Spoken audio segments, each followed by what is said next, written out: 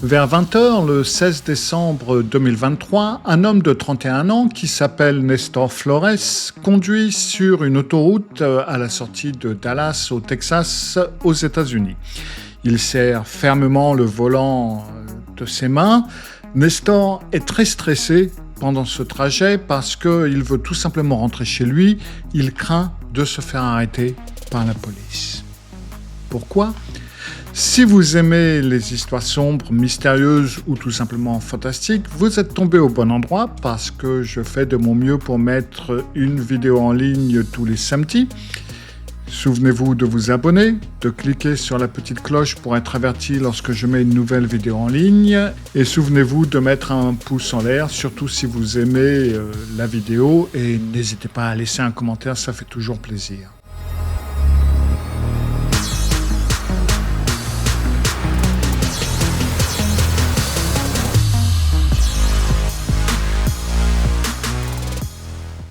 Alors oui, c'est un itinéraire que Nestor a emprunté plusieurs fois, il le connaît bien, et il sait que la police est très souvent sur cette zone, et de son point de vue, ils arrêtent constamment les gens pour un oui ou pour un non.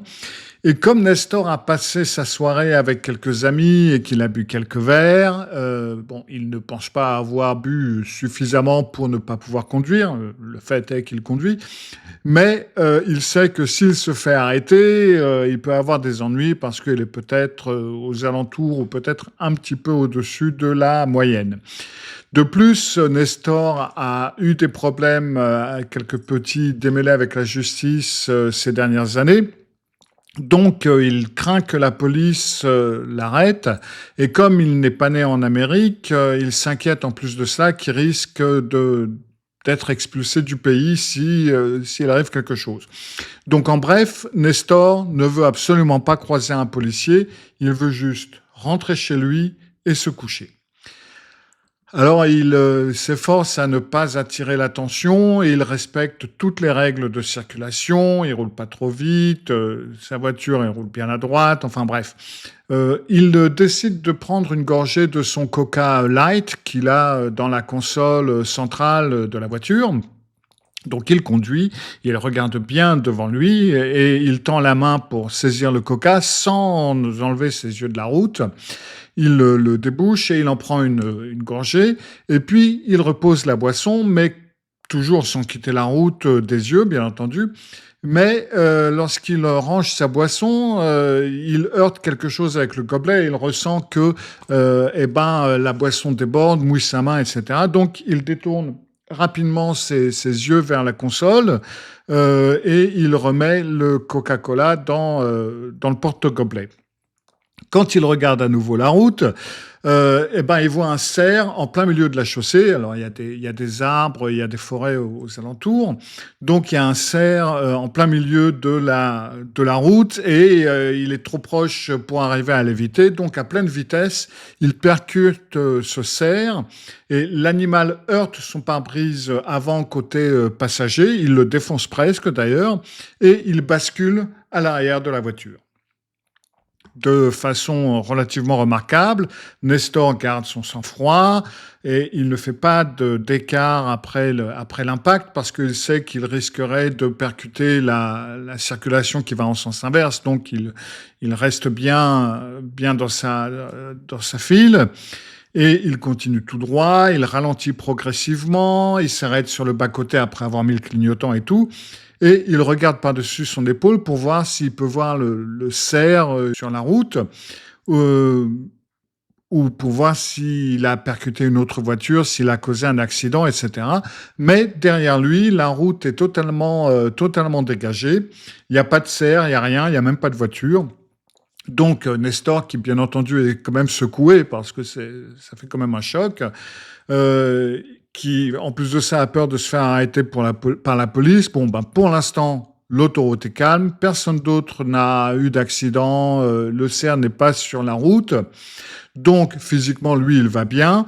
Le cerf apparemment il va bien aussi puisqu'il s'est apparemment enfui ou il a continué sa route, on ne sait pas. Alors sa voiture est endommagée parce que le cerf a défoncé l'avant de la voiture et le pare-brise. et surtout du côté passager, donc, mais Nestor, une fois qu'il se rassoit, il peut voir au travers il peut parfaitement voir au travers de son côté du pare-brise. Quand il remet la voiture en marche et qu'il appuie sur l'accélérateur, la voiture roule normalement.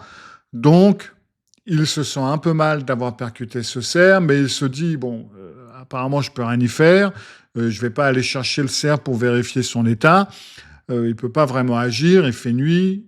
Personne n'a vu l'accident. Tout semble normal. Donc, il va simplement rentrer chez lui et s'occuper de sa voiture le lendemain. Ça risque de lui coûter cher. Mais il roule donc une soixantaine de kilomètres et après cette soixantaine de kilomètres depuis le lieu de l'impact, la voiture de Nestor émet un horrible bruit de cliquetis du moteur et puis il y a de la fumée qui s'échappe de l'avant de sa voiture. Alors moi je suis pas garagiste mais généralement c'est mauvais signe. Donc Nestor sait que ça c'est un petit peu trop visible, qu'il risque de se faire arrêter et donc dans ce cas-là qu'on risque de lui prendre son alcoolémie s'il continue. Donc, assez contrarié parce qu'il est relativement proche de chez lui, Nestor quitte l'autoroute et s'arrête sur le parking d'un fast-food qu'il y a comme ça aux environs. Alors au début, Nestor il éteint sa voiture, il attend quelques minutes avec l'espoir que cela va résoudre le problème. Mais après quelques minutes, la fumée continue de s'échapper de sa voiture de toute façon. Apparemment, c'est le radiateur qui en a pris un coup. Et quand il essaie de la redémarrer, la voiture ne veut tout simplement pas redémarrer. Donc, Nestor sait que là, sur ce coup, il va falloir appeler une dépanneuse. Mais quand il prend son téléphone portable, le téléphone est déchargé. C'est relativement typique. Et il n'a pas de chargeur dans la voiture, en tout cas pas de ce qu'il se souvient. Mais il lève les yeux, il peut voir qu'il est sur le parking d'un restaurant de fast-food, que le restaurant est ouvert, donc il y entre pour demander si quelqu'un a un chargeur pour son téléphone. Nestor sort de la voiture, qui fume, il entre dans le restaurant, il s'approche du comptoir et demande donc au jeune homme qui est à la caisse, dis donc, est-ce que tu peux charger mon téléphone? Est-ce que tu as un chargeur? Mon téléphone est mort. Mais l'employé ne répond absolument rien à Nestor. Il reste là, bouche bée, les yeux écarquillés. Il fixe Nestor comme s'il n'avait jamais vu quelqu'un entrer dans son fast-food. Et Nestor se dit, mais qu'est-ce qui lui arrive? C'est qui ce mec, quoi? Alors, t'as un chargeur ou t'en as pas? L'employé, qui est blanc comme un linge, fait non de la tête à Nestor pour indiquer qu'il n'a pas de chargeur. Et puis, il reste immobile et continue à fixer Nestor. Nestor devient relativement furieux, la soirée a totalement déraillé et il veut juste tout simplement rentrer chez lui et c'est un problème après l'autre. Donc Nestor dit bon, ok, il fait demi-tour, il quitte le restaurant et retourne à sa voiture et puis il se dit que peut-être s'il foule bien tout son véhicule, avec un peu de chance, il trouvera peut-être un chargeur quelque part. Donc il remonte dans sa voiture, il s'installe au volant, il ferme la porte, et puis il commence à chercher ce chargeur un petit peu partout. Mais il se sent très somnolent, il se sent fatigué, la soirée est bien avancée, il a quand même eu pas mal d'émotions fortes, donc il se penche en avant et s'endort dans sa voiture. Environ 2 heures plus tard, Nestor est réveillé au son de quelqu'un qui tape sur sa vitre. Alors il se tourne lentement et regarde, et c'est le pire scénario possible, c'est exactement tout ce qu'il voulait éviter. Il peut voir un policier qui braque sa lampe de poche ou sa lampe torche dans le véhicule et lui fait signe de baisser sa vitre. Alors Nestor obéit, bien entendu. Il baisse sa vitre et regarde l'officier. Et avant que Nestor puisse dire quoi que ce soit, l'officier lui donne un ordre et lui dit « Sortez de la voiture ». Nestor sort de sa voiture et il se demande « Mais qu'est-ce qui se passe, quoi? Qu'est-ce que j'ai fait ?» Et avant que Nestor n'ait le temps de poser ses questions, l'officier lui demande « Mais qu'est-ce qui s'est passé ce soir-là? Qu'est-ce que c'est que ça? Qu'est-ce qui se passe ?» Alors Nestor sait que sa voiture elle est dans un sale état et il dort sur un parking, ce qui est illégal aux États-Unis. Je ne sais pas si ça l'est en France, peut-être. Il se tourne vers l'officier et commence à raconter donc son histoire avec le cerf. Il explique qu'il conduisait sur la route, qu'il a percuté un cerf, que celui-ci est passé au-dessus de la voiture et qu'il l'a pas revu, ce cerf. Il n'a pas signalé l'accident et pendant qu'il parle à l'officier, il se dit « Oh là là, il y a sûrement une loi qui dit qu'on doit signaler quand on percute un cerf et j'ai peut-être fait quelque chose d'illégal et peut-être que le cerf est mort au milieu de la route, que je l'ai pas vu. Quelqu'un a vu ma plaque d'immatriculation et maintenant, ben voilà quoi. Maintenant, il me pose des questions. Et je vais avoir des problèmes. Donc Nestor commence à paniquer, il essaie d'expliquer pourquoi il a laissé ce fameux cerf, il dit à quel point il est désolé, à quel point il aurait dû s'arrêter, il sait, il aurait dû appeler la police, mais il peut pas dire qu'il avait bu un verre de trop, donc il n'avait pas osé. Mais l'officier de police lève sa main pour que Nestor se taise, et puis il prend sa lampe torche et il éclaire la voiture derrière Nestor, qui est positionnée derrière Nestor. Et puis il saisit sa radio et il lance des ordres parce qu'il a besoin de renfort. Nestor se dit, mais qu'est-ce qui se passe, quoi? C'est quoi? Toute cette nuit est surréaliste. Qu'est-ce qui est en train de se passer? Il se retourne donc pour voir ce que le policier est en train d'observer sur sa voiture qui provoque une telle réaction.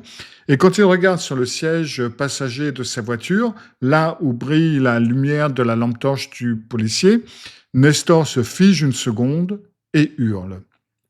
La vérité éclate. Même si Nestor pense n'avoir bu que quelques verres et être en état de conduire, en réalité, il est totalement ivre et n'aurait jamais dû être au volant.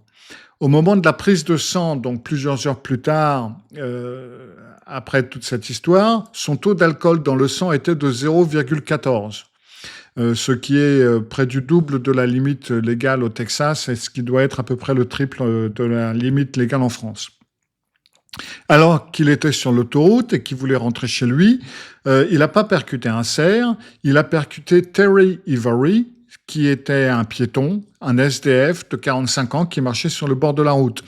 Il l'a heurté avec une telle force que Terry a traversé le pare-brise du côté passager et il a atterri sur le siège passager, une jambe en moins, qui a été sectionnée par l'impact.